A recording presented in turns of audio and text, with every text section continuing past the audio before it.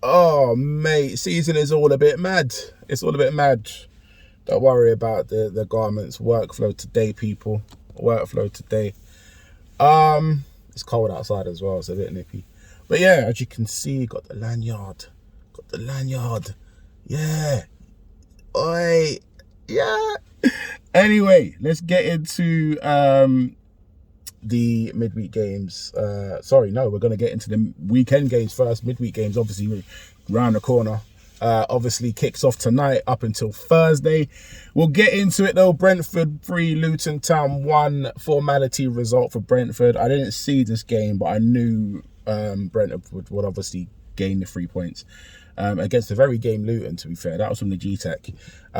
Brentford back on track, obviously, after losing last time out. Luton have actually been really, really good, have given a really good account of themselves as well for this season, as I said before. But this one was literally just a bridge too far for them. Luton have got a very, very, very big game tonight, and I'm backing Luton all the way for this one, to be honest. But we'll get into that a bit later on. Arsenal 2, Wolverhampton 1. Arsenal GCTP picking up points. They did the same thing last season, to be fair.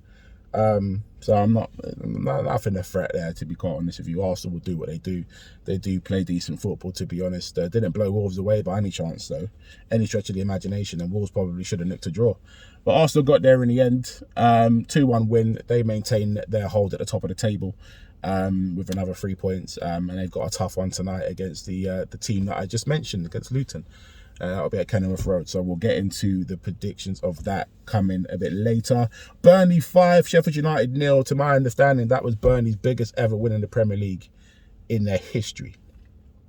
And since then, Sheffield United have parted ways with Paul Heckingbottom and have actually hired back Chris Wilder. And Chris Wilder, to my knowledge and what I've seen of him, I know he'll make them a bit more solid, a bit more difficult to beat. When he was there about 2-3 seasons ago. But Burnley, I knew they run riot. Sheffield United just don't have the defenders to do it. And if they do, the system that they were playing just didn't work. And Burnley just put them to the sword. Sheffield United went down to 10 men quite early. Burnley scored quite early, I think 15 seconds when Jay Rodriguez, I think he diving header, I believe it was, for the first goal it was. And this is all what I saw, obviously, with the highlights. Again, another game I didn't really watch, but again, formality result and one that I fully expected. Nottingham Forest 0, Everton 1. I thought Forest would come good for me here. Unfortunately, wasn't to be. Everton, they're in good form. They've got the knack to just know how to defend. Nottingham Forest didn't give him any problems at all. I thought Nottingham Forest were quite poor, especially at home. So another loss for Steve Cooper's men. Forest, again, are one of those teams that won't go down, but my God, they need to do better at home. Everton will get out of their slumber. Currently, obviously, on that 10-point deduction, which drops them into the relegation zone, but they're good enough to pick up points anyway, to get themselves out of that. The squad is far too good, and it proved over the weekend as well. Newcastle 1, Man United 0. Something else I called. I knew Newcastle at home, formidable there. Not many teams will go there and get a result. Arsenal didn't either. Liverpool did with 10 men, crazily enough. But Man United hadn't got a hope in hell. There's not one iota of me that said to me that Man United were going to do any bits at Newcastle, and I was absolutely right. Didn't really lay a glove on Newcastle, to be fair. Newcastle obviously getting the winner through Anthony Gordon. Again, another big goal for him, which wins them a game. On to Stamford Bridge. These have got Super Sunday games now. Chelsea 3, Brighton 2. Chelsea were down to 10 men there as well. Conor Gallagher getting himself sent off there. Entertaining game for what I saw. Really, really good. And I thought Brighton should have had another goal in that game and should have at least nicked a draw. But Chelsea, as it stands, another 3 points for them. That has pushed them up into the top 10. Brighton still sort of languishing. I believe, where are they now? I think they're in the bottom half of the table at the moment. Languishing, I think, 12th or something like that, which is un-Brighton-like. As we know, Brighton could play a lot better than what they have been recently. Bournemouth 2, Aston Villa 2. That was on the Vitality Stadium. A really, really good game, actually, that one. And I had that one as a Bournemouth win. I did think that Aston Villa would get a little bit tired, and so it proved, because that's exactly what happened, and Bournemouth exploited that. Aston Villa just have better individuals that can obviously put the ball in the back of the net, and so that proved as well. So that's where their win came from. Really, really entertaining game. Really, really good. And thoroughly enjoyed watching the highlights of that one, to be fair. Two teams that are not in any danger of doing anything, apart from obviously propel up the table. Aston Villa currently occupying the 4th spot. And Bournemouth outside the relegation zone, which I think they'll stay out of this season. On to Anfield. What a game. Probably the game of the weekend so far. Sorry, over my beloved Tottenham-Manchester City game. Liverpool 4, Fulham 3. Fulham actually went ahead 3-2. I think it was before the 82nd minute. Before, who was it? Trent Alexander got the winner. And before that, it was Endo. Endo got the 87th minute equaliser. But Fulham actually went ahead through Decadova-Reid. And Fulham actually gave a really good account of themselves. Liverpool obviously weren't at their best. Obviously had a European game midweek, so it was a little bit difficult for them to obviously get going. But once they did, they are a different kettle of fish, as we saw. No Mo Salah on the score sheet, though, and no Palhinha yellow card, which is shocking to me. But a really, really good win for Liverpool. And they obviously will be in the running, as I said before. I think they'll be Man City's closest rivals with regards to winning this league this season. West Ham won, Crystal Palace won from the London Stadium. Said it last week. This will be a 1-1 draw written all over it. And so it's proved. West Ham obviously taking the lead, and then a horrible, horrible mistake from Mavropanos to obviously allow Crystal Palace and Edouard to get the equaliser. I needed one more goal in that game to win 130 quid, I believe it was. So thank you, boys, for letting me down. This is the reason why I support Spurs. Speaking of my boys, we went to the Etihad and drew 3-3 again. Another stellar performance from us. We just seem to have Man City's number. They can't seem to shake us at the moment. Whether it's at home or away, Dejan Kulusevski, we're calling it the, what was it I saw? The Dejan Had or something like that? Something crazy like that anyway. Was it Dejan Had? Anyway, he scored again in his 3rd game there. So since his debut, he's played 3 times at Manchester City Stadium and has scored each time. Son scoring again against Manchester City. In other words, water is wet.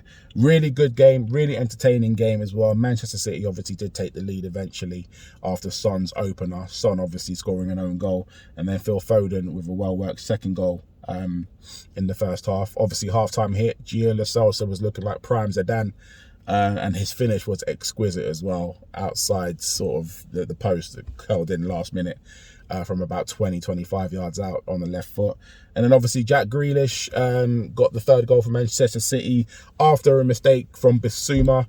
Why would you do all the hard work, Bissouma, and then obviously go back into that 3-man midfield to try and beat them all again? It doesn't make sense. Cost us that goal. But then obviously at the end, Dejan Kulusevski with a diving header. A bullet header, I might say as well, over Nathan Ake to make it 3-3. And that was all she wrote. So on to this midweek congested fixture list. Obviously, Christmas is here around the corner. So there are going to be games tonight, tomorrow and Thursday. So Wolverhampton versus Burnley, that is from Molineux. I'm going to go with a Wolverhampton win tonight. I know Burnley are on a high after their win over the weekend, but I just think Wolverhampton at home are a different animal, a different beast, and we'll go 2-1 to Wolverhampton there. Luton Town versus Arsenal, that's from Kenilworth Road to this evening as well. That's the game I'm going to be watching. I hope to God Luton go and beat them. I really do. Arsenal coming to Kenilworth Road tonight is not a given. That's not an easy game. Arsenal will most likely come out winners. I'm hoping Luton come out winners there though. 2-1 to Luton. Come on, Luton. Come on, Hatters. Tomorrow we've got Sheffield United versus Liverpool. That is from, that's not at Anfield, is it? No, it's at Bramall Lane. Chris Wilder's first game in charge, I believe.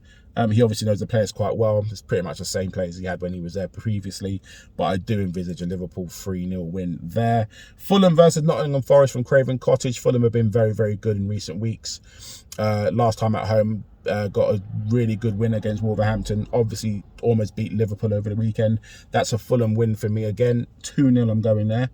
Crystal Palace versus Bournemouth. This is tomorrow as well. That's from Selhurst Park. I think that's got a draw written all over it again. So I'll go 1-1 there as well. Brighton versus Brentford at the Amex. We'll go with a Brighton win ever so slightly. We'll go 2-1 to Brighton. That is also tomorrow. Biggest game tomorrow night is Manchester City versus Chelsea.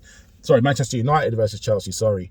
That's at Old Trafford. I can see that being a draw. We'll go 1-1 on that one as well. Aston Villa versus Manchester City is also tomorrow. That's from Villa Park. I can see a Villa upset here. Manchester City also without Jack Grealish, and will be without Rodri as well. I can see an upset. I think Aston Villa are going to beat Manchester City tomorrow at Villa Park. Very, very good there as well. I'd probably go with a 2-1 win Aston Villa there. Everton versus Newcastle. This is Thursday evening. That's from Goodison Park. I'm going to go with a Newcastle away win. I will say 2-1. And then lastly, on that fixture, on that day, it's Tottenham, my beloved, versus West Ham from the Tottenham Hotspur Stadium. And I've been saying it since the Man City result. We are going to beat West Ham. I think West Ham are going to get beaten 2-0. So that's my roundup for the midweek games. I'll probably do another one, another video probably on the Friday, just before the weekend games. The first game of the weekend is Crystal Palace versus Liverpool from Selhurst Park. So I'll do videos for obviously that weekend. And yeah, enjoy this horrible, cold, rainy weather. Definitely enjoy the football tonight. We are in a month of Christmas, my birthday. So if anyone wants to wish me a happy birthday, please do. I'm going to go and get back to what I need to be doing, and I'll catch you guys in a couple of days' time. Stay safe. In a bit.